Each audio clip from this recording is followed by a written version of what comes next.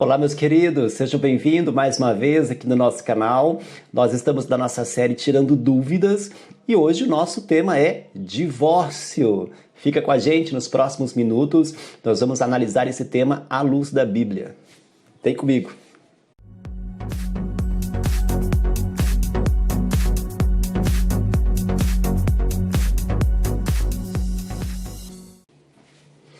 É isso aí, pessoal. É um tema difícil, um tema polêmico, um tema complicado, mas há um texto que nós comumente usamos que nos dão um respaldo ou uma justificativa para pregar que o divórcio diante de adultério, ele tem o consentimento de Deus ou consentimento bíblico. Pois bem, amados, nós já queremos adiantar aqui que Jesus não deu, veja bem, não deu autorização para divórcio, mesmo sendo ele diante de um contexto de adultério. Nós não temos respaldo bíblico para afirmar que Deus permitiu o divórcio diante de quaisquer circunstância. E como é o nosso caso, nosso tema hoje, mesmo diante de adultério. Mas vamos devagar para que a gente possa entender o texto. Nada melhor do que nós irmos diretamente no texto específico com o qual nós normalmente usamos para justificar essa ideia. Mateus, capítulo 19, do verso 3 até o verso 12. Vamos lá? Mateus, capítulo 19, verso 3. Então chegaram ao pé dele os fariseus, tentando-o e dizendo-lhe: é lícito ao homem repudiar sua mulher por qualquer motivo? Então veja. O texto já inicia dizendo que os fariseus foram até Cristo para novamente tentá-lo. Então, por que eles estavam tentando a Cristo com essa pergunta? Jesus estava vivendo naquele momento em Pérea, e era exatamente onde Herodes reinava. Quem era Herodes? Herodes é aquele que mandou matar João Batista porque havia denunciado o seu casamento. Qual era o problema do casamento de Herodes? Herodes era casado com a mulher de seu irmão Filipe, e João Batista denunciou esse casamento e isso lhe custou a cabeça, como nós sabemos. Então a ideia dos fariseus já era talvez criar uma cama ali para que Jesus caísse e então também tivesse a sua cabeça cortada, recebesse também a mesma condenação de João Batista. Então, já era essa a intenção ali dos fariseus. Mas o texto prossegue. O verso 4, Jesus vai dizendo o seguinte: ele, porém, respondendo, disse-lhe: não tendes lido que aquele que os fez, no princípio, macho e fêmea os fez? Verso 5. E disse: portanto, deixará o homem pai e mãe, e se unirá à sua mulher, e serão os dois uma só carne. Verso 6. Assim, não são mais dois, mas uma só carne. Portanto, o que Deus uniu, não separe o homem. Amados, Cristo foi enfático ao dizer, foi objetivo, direto, contundente ao dizer que não é lícito ao homem deixar a sua mulher ou repudiá-la de forma alguma. Então os fariseus prosseguem no questionamento e eles dizem no verso 7, disseram-lhe eles: então por que mandou Moisés dar-lhe carta de divórcio ou repudiá-la? Esse é o ponto, amados. Vamos lá, qual carta de divórcio era essa? Deuteronômio, capítulo 24, verso 1, vai dizer assim: quando um homem tiver tomado uma mulher e consumado o matrimônio, mas esta logo depois não encontra mais graça aos seus olhos, porque viu nela algo inconveniente, ele lhe escreverá então uma ata de divórcio e a entregará, deixando sair de sua casa em liberdade. Ok?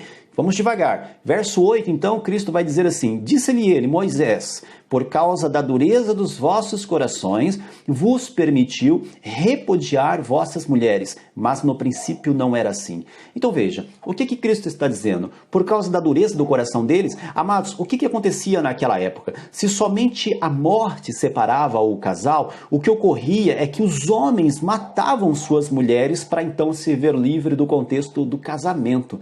Percebe como que a coisa era grave? Por isso Cristo usa o termo por conta da dureza do coração de vocês, é que Moisés permitiu, é que Moisés fez isso. Isso também, amados, era para proteger as mulheres que eram, na verdade, abandonadas por seus maridos. Com a carta, elas poderiam então casar-se novamente e sem a carta elas ficavam expostas, por exemplo, à prostituição. Elas não teriam como sobreviver, então acabavam se prostituindo para manter a sua vida. Percebe como que a coisa era grave e que por essa razão havia a questão da carta de divórcio? Por essa razão Cristo fala da dureza do coração deles?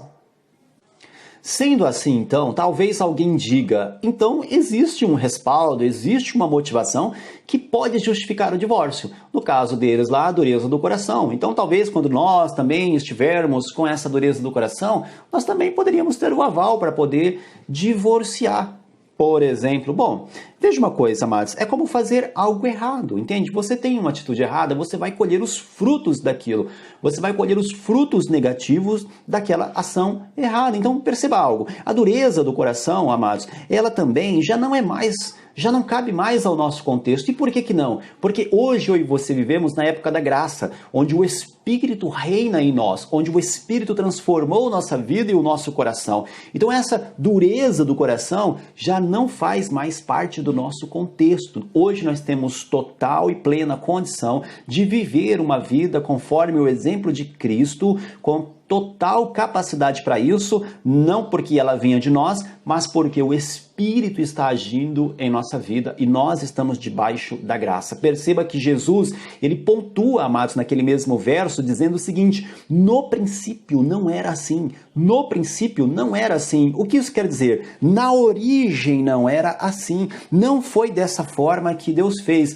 Ou seja, no princípio, Jesus está falando, amados, de Gênesis 2:24, quando Deus instituiu o casamento e disse: o que Deus uniu, não separe o homem. Ele cita esse verso na sua resposta, como nós lemos. Então veja, quando Deus criou o casamento, essa não era a vontade dele. No princípio não era assim. Deus não planejou dessa forma. Percebe? Jesus vai discorrendo a sua resposta. Agora veja algo. O verso 9 desse texto. Veja bem. Eu vos digo, porém, que qualquer que repudiar a sua mulher, não sendo por causa de fornicação, e casar com outra, comete adultério.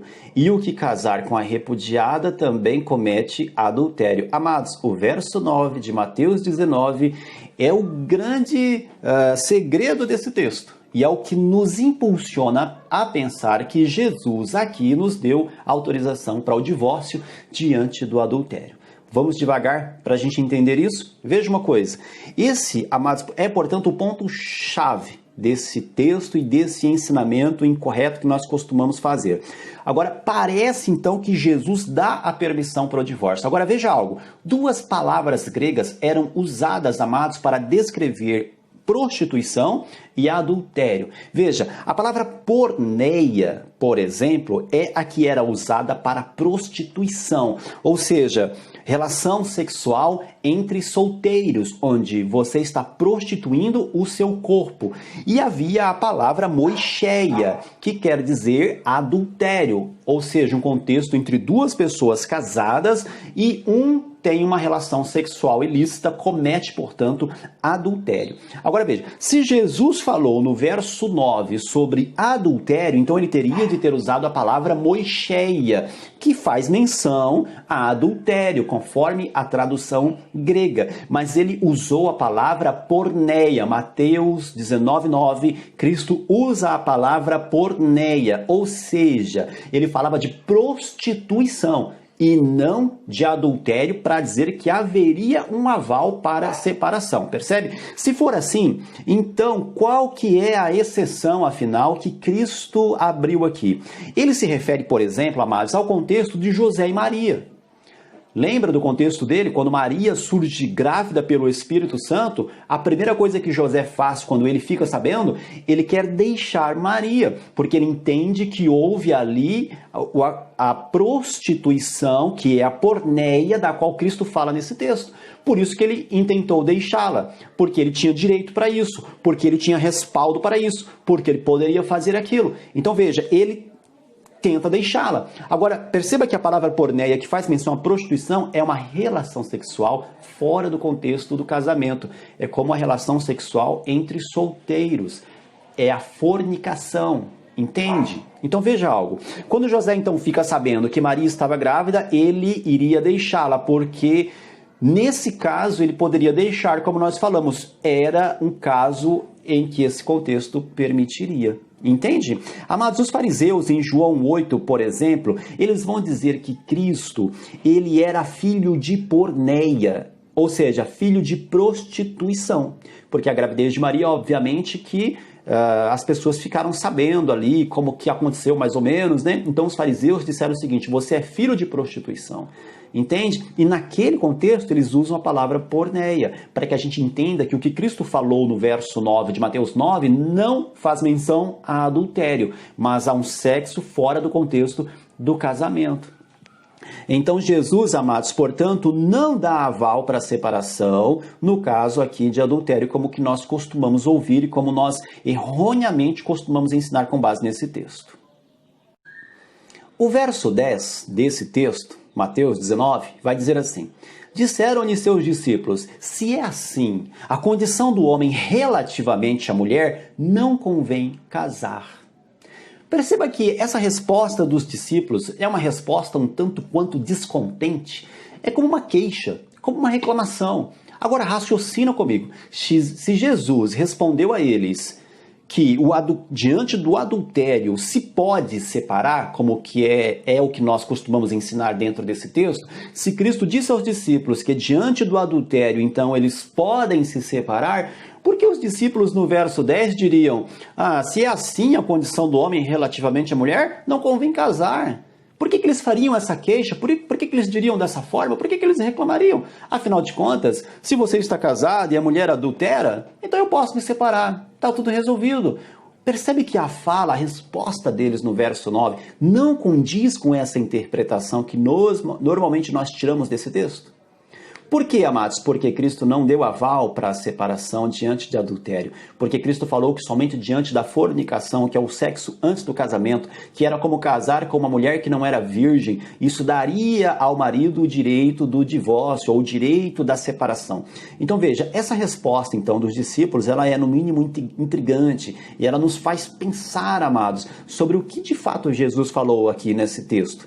Então veja, após uma suposta resposta de Cristo, dizendo que com o adultério se pode separar, por que os discípulos falam dessa forma? Porque era como se Cristo tivesse dito uma fala pesada, difícil. Então esse é o ponto. O que Cristo falou, amados, foi de fato uma fala pesada, uma fala difícil, da qual muitas vezes eu e você não gostamos muito de interpretar ou de entender ou de aceitá-la para a nossa vida. Mas a afirmação de Cristo aqui, amados, impondo que o casamento deve ser mantido sob qualquer hipótese, soou muito mal aos olhos dos discípulos, aos olhos das pessoas que estavam ouvindo ali. Então, por isso eles dizem, se é assim a situação do homem com relação à mulher, não convém casar.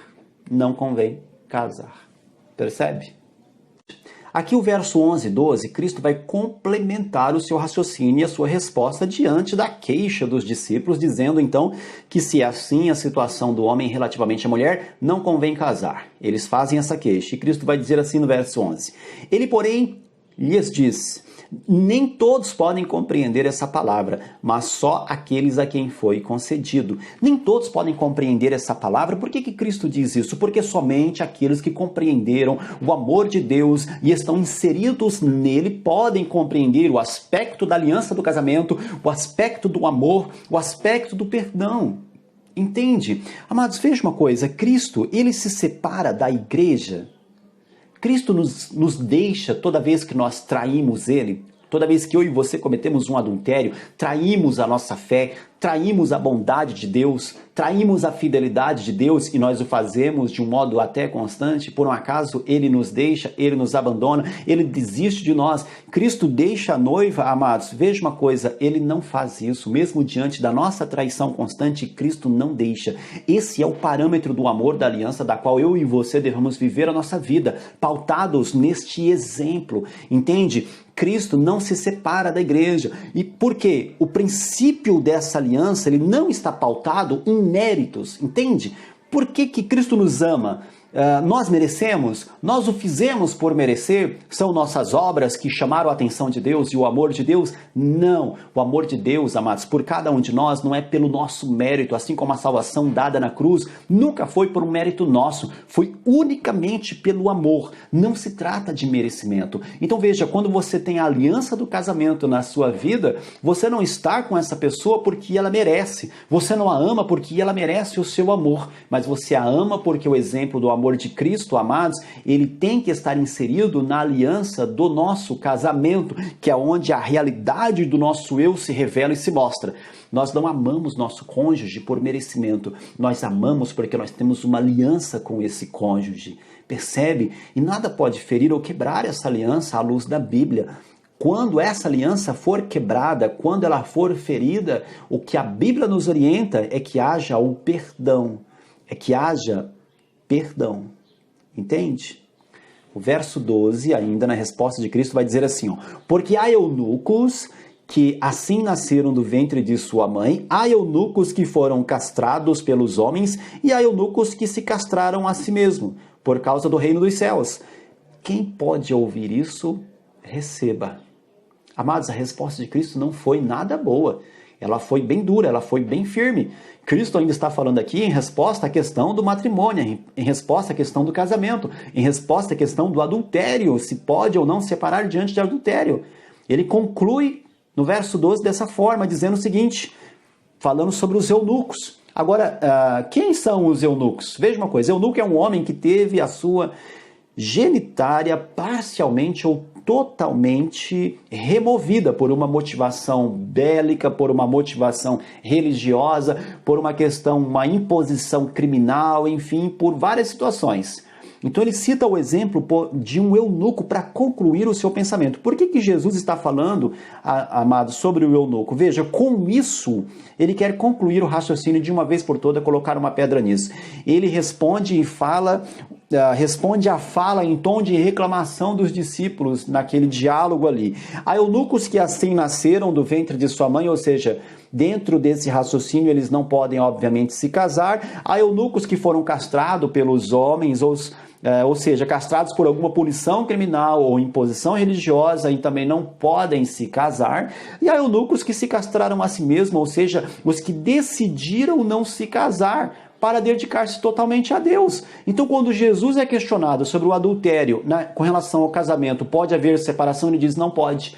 Aí os discípulos, então, os homens dizem, então não convém casar. E Jesus, ele não fica com dó, não. Ele fala o seguinte, seja um eunuco, então. Se você não pode receber essa palavra, vire um eunuco. E aí ele vai dizendo, tem eunuco que nasce eunuco, tem eunuco que é imposto isso a ele, tem eunuco que decide ser eunuco para poder servir a Deus. Ou seja, se você não pode aceitar essa minha palavra aqui, se você não pode ter um contexto de aliança no casamento, conforme o que eu estou instruindo a você, não se case, vire um eunuco.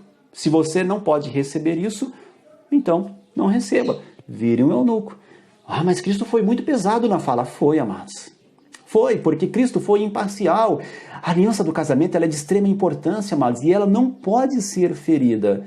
Não pode ser ferida. Jesus, então, pontua situações extremas, como o contexto de um eunuco, para tipificar uma reclamação extrema dos discípulos também, questionando o seu parecer com relação a adultério, não pode separar. Percebe? Então, veja, a sua orientação é de que não há abertura para divórcio. E se Cristo falou assim nesse texto, eu devo já adiantar a você que nenhum outro texto bíblico vai contra essa fala ou esse ensinamento de Cristo. Mas Paulo fala... Não, Paulo não deu aval para a separação, mas para o nosso vídeo não se estender ainda mais, nós vamos parar por aqui. Agora, talvez você esteja aí me ouvindo, esteja bravo com o pastor Daniel, porque você não concorda com esse ponto de vista. Existem várias situações que cercam este assunto, e seria interessante nós meditarmos nesses outros contextos também. Ótimo, vai ser maravilhoso. O que nós fizemos hoje aqui é pegar o texto de Mateus 19, verso 3 ao 12 e dizer o seguinte, Cristo não ensinou sobre divórcio, Cristo não ensinou que, havendo adultério, pode haver divórcio. Cristo não ensinou isso, nós pontuamos isso, nos limitamos a esse texto aqui, ok? Mas talvez você queira saber de outros aspectos, de outros assuntos. Mas nós não somos compatíveis, pastor. Mas nós nos casamos fora do contexto da igreja. Eu me casei quando eu estava lá no mundo e agora não está mais dando certo. Esse casamento, enfim, não era da vontade de Deus. Mas o amor acabou. Veja, eu não o amo mais. Tudo isso são temas com relação a divórcio. Nós podemos conversar sobre isso aqui, amados. Eu vou ficar muito feliz de bater esse papo com vocês. Então, se você quiser falar mais a esse respeito, deixe um comentário aqui no vídeo, fala, pastor, não concordei com o que o senhor falou, e coloca a situação com a qual você quer que a gente discuta. Eu vou ficar atento aqui nos comentários, vai ser um prazer responder a você, vai ser um prazer fazer um novo vídeo sobre esse mesmo tema para que a gente possa sanar as nossas dúvidas, ok? Quer uma situação ainda mais extrema? Pastor, ele me agride, ele me bate, ou o contrário, né? Porque hoje em dia também tem disso. E agora, pastor, como que eu faço? Eu tenho que ficar casada com ele enquanto a minha vida está correndo perigo? Pois é. Quer saber mais sobre isso? Quer que a gente comente a esse respeito? Deixe um comentário aqui e vai ser um prazer poder falar sobre isso com você. Quer uma outra pergunta intrigante que muitas vezes chega para nós? Tá, mas e se eu me separar, mesmo sabendo de tudo isso, eu vou para o inferno? Eu estou condenado? Eu estou fadado ao inferno? Pois bem, quer que a gente fale sobre isso? Deixe um comentário aqui embaixo. Vai ser um prazer bater esse papo com vocês, como eu disse. Pessoal, não fiquem bravos comigo, por favor. Nós meditamos aqui diante de um texto bíblico. É importante que você pesquise, busque mais comentários, busque mais pessoas em quem você tem confiança para que possam falar a esse respeito. Você vai observar que tem muita gente explicando errado, mas também tem muita gente mostrando a luz da Bíblia de um modo correto. Saiba de algo, Deus não é um carrasco imparcial, tá ok? Nós podemos falar mais sobre o tema do divórcio. Vou deixar apenas essa dica. Deus não é um carrasco imparcial. Quer que nós falemos mais? Deixe um comentário aqui, ok? Vou ficar acompanhando. Deus abençoe a sua vida.